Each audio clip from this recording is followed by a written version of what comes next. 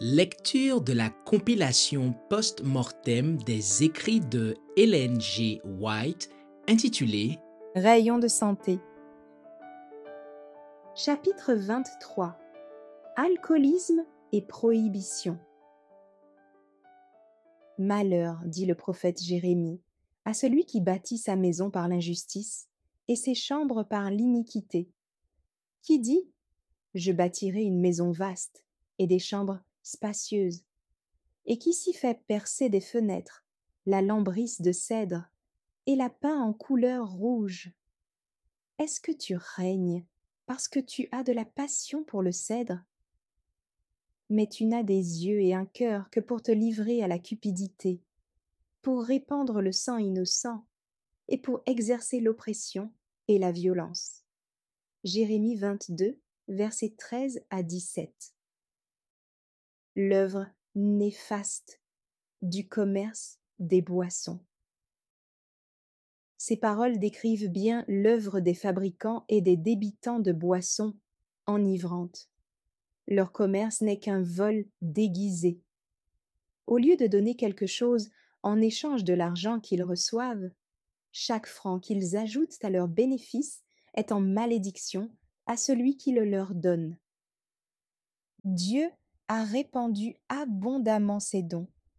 Si ceux-ci étaient employés avec sagesse, on verrait peu de misère et de détresse. Mais la méchanceté des hommes transforme ces bienfaits en malédiction. C'est la cupidité et des goûts pervertis qui font transformer en poison les céréales et les fruits, causant ainsi la misère et la ruine. Chaque année, il se consomme dans le monde de nombreux hectolitres de boissons. Des millions de francs sont ainsi dépensés pour se procurer le malheur, la pauvreté, la maladie, la dégradation, la débauche, le crime et la mort. Par amour du gain, le marchand de spiritueux distribue à ses victimes de quoi corrompre et détruire l'esprit et le corps, et condamne la famille du buveur à la pauvreté et à la ruine. Mais les exactions du marchand de boissons ne cessent pas à la disparition de sa victime. Il dépouille la veuve et réduit ses enfants à la mendicité. Il n'hésite pas à priver les familles pauvres des objets les plus nécessaires pour solder la note que son client n'a pu régler avant sa mort. Des enfants qui crient, une mère qui pleure, ne font que l'exaspérer. Peu lui importe que ceux-ci meurent de faim ou soient voués à la misère, pourvu qu'ils s'enrichissent, même aux dépens de ceux qu'il perd. Les maisons de débauche, les repères du vice, les cours d'assises, les prisons, les hospices, les asiles d'aliénés, les hôpitaux se remplissent en grande partie grâce à l'œuvre du marchand de boissons. À l'instar de la Babylone mystique de l'Apocalypse, il trafique en corps et en âme d'homme. Derrière lui, invisible, se trouve Satan, le grand destructeur des âmes, qui emploie, pour perdre l'homme, tous les artifices de la terre et de l'enfer. Que ce soit à la ville ou à la campagne, dans les trains ou sur les paquebots, dans les lieux où se traitent les affaires, les salles de spectacle, d'hôpitaux et jusque dans les églises et à la table sainte, partout il tend ses pièges. Rien n'est négligé pour créer et entretenir le besoin de boissons enivrantes. À presque chaque coin de rue, des cafés aux lumières étincelantes et à l'aspect engageant invitent les ouvriers, les riches oisifs et la jeunesse inexpérimentée à entrer. Dans les salons et aux rendez-vous du grand monde, on sert aux femmes des liqueurs en vogue, aux noms séducteurs, qui sont de vrais poisons. Pour les malades et ceux qui sont épuisés, il y a les amers, les bitters, qui font une réclame folle et sont composés en grande partie d'alcool. Afin de créer chez les enfants le goût pour les liqueurs, on fabrique et on met en vente des gâteaux et des bonbons ou entre l'alcool. En leur distribuant ceci à certaines occasions, le marchand de liqueurs s'assure pour plus tard une clientèle fidèle. C'est ainsi que cette œuvre néfaste se poursuit jour après jour, mois après mois, année après année. Les pères, les maris, les frères, soutien, espoir et orgueil de la nation, se rendent gaillardement au café et en sortent ruinés et perdus. Et ce qui est encore plus terrible, c'est que la plaie s'attaque au cœur même de la famille. De plus en plus, les femmes s'adonnent à la boisson. Dans de nombreux foyers, des enfants en bas âge sont chaque jour exposés au danger par la négligence, les mauvais traitements ou la dureté d'une mère en état d'ébriété. Garçons et filles grandissent à l'ombre de ce fléau. Quelles sont leurs perspectives, sinon de tomber plus bas encore que leurs parents? Les nations qui se disent chrétiennes exportent ce poison dans les pays païens. On apprend aux indigènes à boire de l'alcool. Il est parmi eux des hommes intelligents qui protestent contre ce breuvage mortel et cherchent vainement à protéger leur pays de ces ravages. Les nations civilisées contraignent les indigènes à acheter du tabac, de l'alcool, de l'opium. Les passions de ceux-ci, stimulées par la boisson, les conduisent bientôt à une dégradation inconnue auparavant. C'est ainsi que la tâche du missionnaire chrétien dans ces pays est paralysée. De cette manière, par leur contact avec les peuples qui devraient leur apprendre à connaître le vrai Dieu, les païens sont initiés à des vices qui détruisent leur tribu et leur race. Et dans les régions enténébrées de la terre, les hommes civilisés sont haïs à cause de la malédiction qu'ils y ont apportée. Responsabilité de l'Église. L'industrie et le commerce des boissons enivrantes sont une puissance dans le monde. Ils ont pour eux les forces combinées de l'argent, de l'habitude et du vice. Leur influence se fait sentir jusque dans l'Église. Des hommes directement ou indirectement enrichis par le trafic de l'alcool en sont membres et y jouissent de l'estime de tous. Beaucoup d'entre eux donnent libéralement aux œuvres de charité. Leurs contributions facilitent les entreprises de l'Église et soutiennent ses pasteurs. Ils s'attirent la considération qu'inspire la richesse. Les églises qui acceptent de tels membres encouragent virtuellement le commerce de l'alcool. Trop souvent, le pasteur n'ose pas s'élever contre ce mal. Il ne dit pas à ses paroissiens ce que le Seigneur a déclaré au sujet de l'œuvre du marchand de boissons alcoolisées, car il craint de les offenser, de diminuer sa popularité et de perdre son poste. Mais plus haut que le tribunal de l'Église, il y a le tribunal de Dieu. Celui qui a dit au premier meurtrier: « La voix du sang de ton frère crie de la terre jusqu'à moi. » Genèse 4, verset 10. N'accepte pas sur son autel les offrandes du marchand d'alcool. Sa colère s'enflamme contre ceux qui voudraient couvrir leurs fautes du manteau de la libéralité. Leur argent est taché de sang, une malédiction repose sur lui. Qu'ai-je à faire de la multitude de vos sacrifices? Dit l'Éternel. Quand vous venez vous présenter devant moi, qui vous demande de souiller mes parvis? Cessez d'apporter de vaines offrandes. Quand vous étendez vos mains, je détourne de vous mes yeux. Quand vous multipliez les prières, je n'écoute pas. Vos mains sont pleines de sang. Ésaïe 1, verset 11 à 15. L'ivrogne est capable de meilleures choses.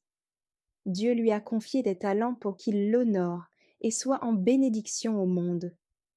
Mais ses semblables, ayant tendu un piège à son âme, se sont enrichis de sa dégradation.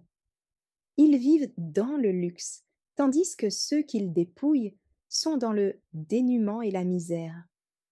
Toutefois, le Seigneur demandera des comptes à ceux qui ont précipité leur chute. Celui qui règne dans les cieux ne perd pas de vue les causes ni les conséquences de l'ivrognerie.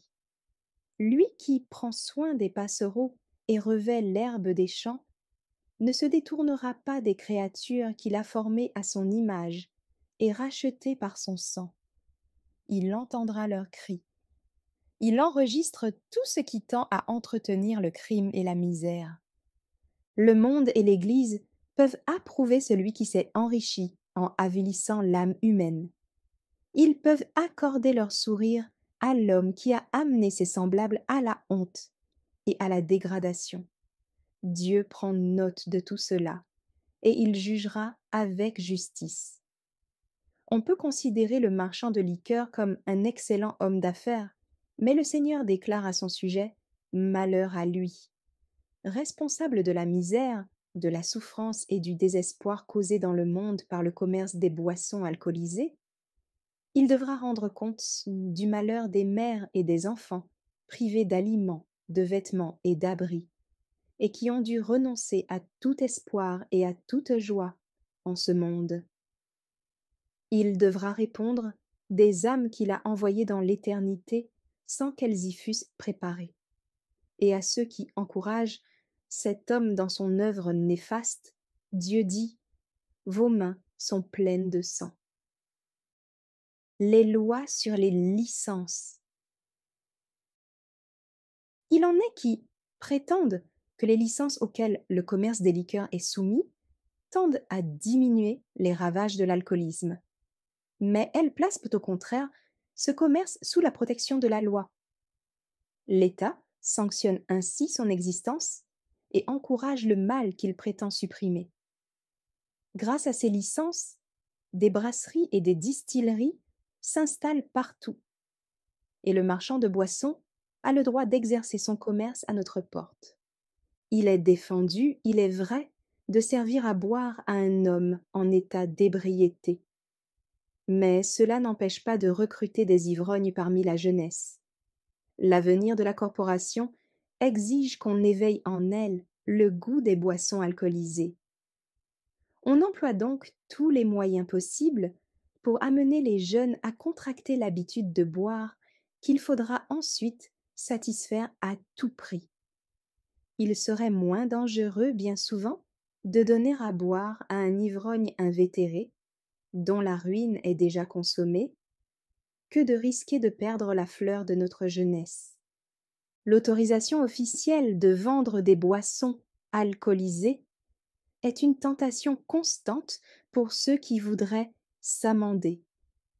On a fondé des institutions pour aider les victimes de l'intempérance à se relever. C'est une noble entreprise.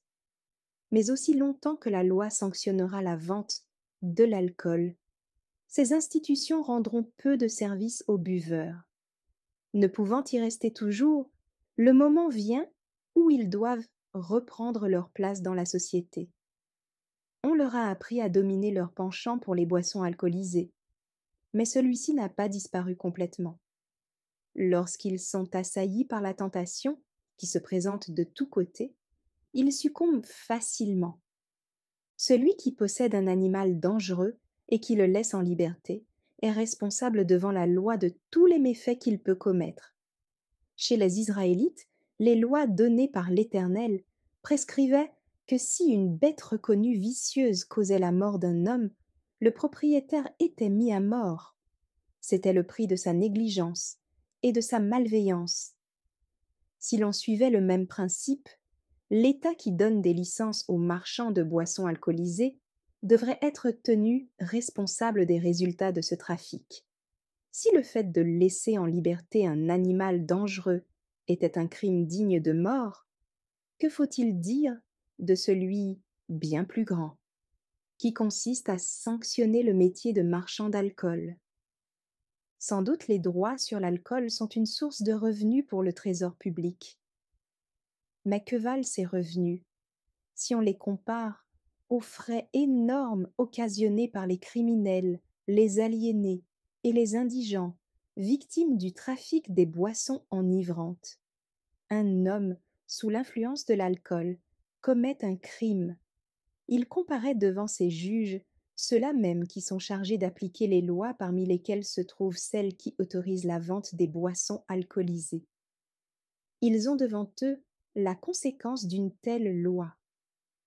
En autorisant la vente d'une boisson qui rend un homme dangereux, l'État se voit obligé d'envoyer cet homme en prison ou à l'échafaud, alors que souvent sa femme et ses enfants sont dans le dénuement et deviennent une charge pour la société. À ne considérer la question que sous son aspect financier, n'est-ce pas une folie que d'autoriser un tel commerce?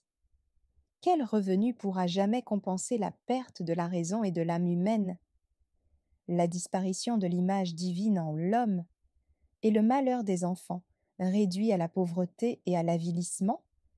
Et n'oublions pas que ces enfants transmettront à leur tour à leur postérité les tendances dégradantes d'un père ivrogne. La prohibition. L'homme qui s'adonne à la boisson est dans une situation désespérée. Le cerveau malade, la volonté chancelante, il n'a pas la force de résister à sa passion. Impossible de le raisonner, de l'amener à se corriger. Il prendra peut-être la résolution de ne plus boire, mais dès qu'il aura franchi le seuil du cabaret et que ses lèvres auront effleuré le poison maudit, ses promesses et ses serments se volatiliseront, le dernier vestige de volonté l'abandonnera. Une simple gorgée de ce breuvage mortel lui en fera oublier toutes les conséquences. Le cœur brisé de sa compagne, ses enfants déguenillés et affamés, tout cela est oublié. En autorisant le commerce des spiritueux, l'État sanctionne la déchéance de l'homme. Il refuse de mettre un terme à un trafic qui remplit le monde de maux et de misère. Cela doit-il continuer? Pour que les buveurs triomphent de leur passion, devront-ils toujours lutter, les portes largement ouvertes à la tentation? La malédiction de l'intempérance, telle une flétrissure, reposera-t-elle toujours sur le monde civilisé? Permettrons-nous qu'elle continue à détruire chaque année des milliers de foyers heureux? Lorsqu'un navire échoue en vue de la côte, on ne se borne pas à le regarder. On risque sa vie pour sauver les naufragés. Combien ne devraient-ils pas être plus grands, les efforts tentés pour arracher le buveur à son triste sort? Mais ce n'est pas seulement le buveur et sa famille qui sont en péril par le commerce des spiritueux. Et l'accroissement des charges fiscales n'est pas le principal danger dont nous soyons menacés. En ce monde, nous sommes tous solidaires les uns des autres. Le malheur qui atteint une partie de l'humanité met l'autre en péril. Il en est beaucoup qui, par cupidité ou égoïsme, ayant refusé de prendre part à la lutte contre l'alcool, se sont aperçus, trop tard, hélas, qu'ils en étaient eux-mêmes les victimes. Leurs enfants ont sombré dans l'ivrognerie. La propriété est en danger. La vie n'est plus en sécurité. Les accidents sur terre et sur mer se multiplient. Les maladies qui couvent dans des taudis infects s'introduisent jusque dans les demeures opulentes des riches. Les mœurs crapuleuses, quittant les antres du vice, cherchent leurs victimes parmi les enfants des familles les plus raffinés, les plus cultivés. Nul n'est à l'abri des périls de l'alcoolisme. Par conséquent, nul ne devrait, pour assurer sa propre sécurité, s'abstenir de prendre part à la lutte engagée en vue de détruire ce fléau. Les assemblées législatives et les tribunaux devraient surtout être exempts de toute suspicion d'intempérance. Membres du gouvernement, députés, sénateurs, juges, tous ceux qui font les lois ou veillent à leur exécution, qui ont entre les mains la vie, l'honneur et les biens de leurs semblables, devraient pratiquer une stricte tempérance. Ce n'est qu'ainsi qu'ils pourront faire la différence entre le bien et le mal, et qu'ils posséderont la fermeté et la sagesse nécessaires pour rendre la justice et exercer la miséricorde. Mais qu'en est-il en réalité? Combien de ces hommes ont l'esprit obscurci, le sentiment du bien et du mal faussé par la boisson?